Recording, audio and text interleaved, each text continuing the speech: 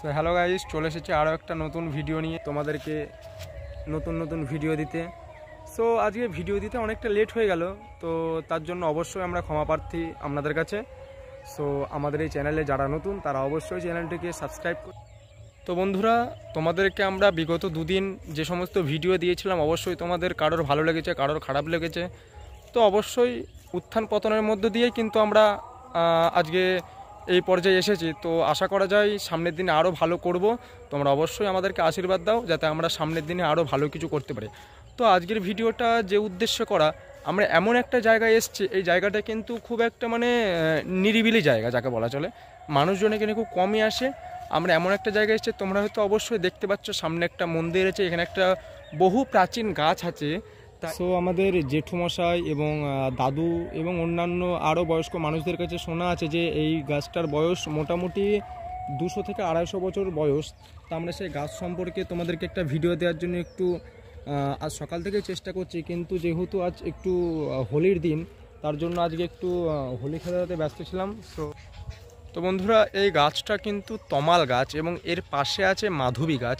তো এই গাছ তোমরা হয়তো অনেকে দেখেছো এবং অনেকে দেখোনি।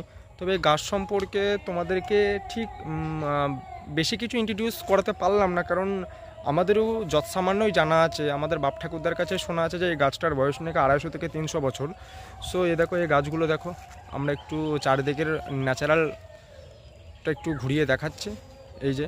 আর হ্যাঁ, তারপরে আর একটা যেটা না বললেই নয়, এখানে কিন্তু একটা ঘর আছে, এই ঘরে কিন্তু রক্ষাকালী পুজো হয় এবং আরও নানা রকমের পুজো হয়। খুব জাগ্রত এই একটা ঘর, এখানে একটা মন্দিরও আছে, এখানে রাত্রিবেলা পুজো হয়। তো জায়গাটা খুব সুন্দর, প্রকৃতিটা খুবই সুন্দর। ধরা তোমাদেরকে ওই তমাল আর মাধবী গাছটা একটু ঘুরিয়ে দেখাতে চাই। তো চলো যাওয়া যাক। তোমরা দেখতে পাচ্ছ আমরা আস্তে আস্তে কিন্তু সেই গাছটার দিকে যাচ্ছি। এখানে কিন্তু প্রচুর পরিমাণে রিস্ক আছে, জীবনের ঝুঁকি নিয়ে আমরা যাচ্ছি। নানা রকম পোকামাকড় অবশ্যই থাকতে পারে, তবু আমরা যাচ্ছি, একটু ভিতরে আসছি, একটু ভিতরে যাচ্ছি। কিন্তু দেখতে পাচ্ছ এখানে কিন্তু তমাল আর মাধবী গাছটা কিন্তু একই সাথে জোড়া বেঁধে কিন্তু গাছটা উপরের দিকে উঠেছে। মানে যে শ্রীকৃষ্ণ এবং রাধাকৃষ্ণ, যেটা আমরা জানি সেই রাধাকৃষ্ণের পুনর্মিলন যাকে বলে, ঠিক গাছটাও কিন্তু সেরকমভাবে আস্তে আস্তে উপরের দিকে উঠেছে। এবং গাছটার বয়স কিন্তু অবশ্যই 250 থেকে 300 বছর। তোমরা আমাদের কথা যদি ভুল হয়, তোমরা অন্যান্য জায়গায় জিজ্ঞেস করতে পারো, গাছটার বয়স কিন্তু 250 থেকে 300 বছর। ওকে, সো চলো যাওয়া যাক আস্তে আস্তে বাইরের দিকে। আমরা দেখাচ্ছি এখানে বিভিন্ন রকমের মন্দির আছে, সেই মন্দিরগুলো দেখে নাও। ওই যে ওখানে মন্দির আছে, এখানে দারুণ পুজো হয়। এই কিছুদিন আগে একটা পুজো ছিল, অনুষ্ঠান ছিল, তো সেখানে আমাদের গ্রামের লোক অনেকে হাজির ছিল। তো সামনে দেখতে পাচ্ছ আর একটা বাগান আছে, আমরা কিছুদিন আগেই সামনের একটা বাগান আমরা ভিডিও করেছিলাম। সো চলো আরও যাওয়া যাক সামনের দিকে।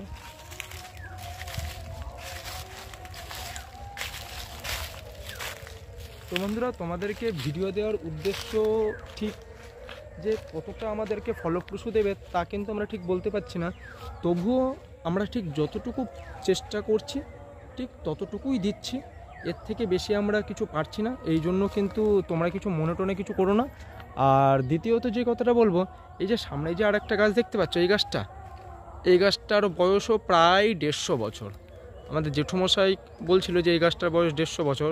জেঠুমশাই হয়তো জানে না, জেঠুমশাই তার বাবা বা তার দাদুর কাছ থেকে শুনেছে। তো আমরা আস্তে আস্তে আরও সামনের দিকে যাব।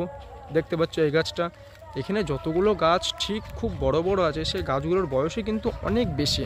সো দেখতে পাচ্ছ এখানে অনেক কার্তিক ঠাকুর আছে। এখানে কিন্তু আমাদের গ্রামে বা অন্যান্য গ্রামে যে পুজোগুলো হয়, সে কার্তিক ঠাকুর রাস্তার দিয়ে যাচ্ছে এবং বাদিক দিয়ে তোমাদেরকে দেখানোর চেষ্টা করছি এই তমাল এবং মাধবী গাছটা ঠিক কীরকম পরিমাণে গাছটা আস্তে আস্তে উঁচুর দিকে উঠছে। এবং তোমরা হয়তো দেখতে পাচ্ছ মন্দির।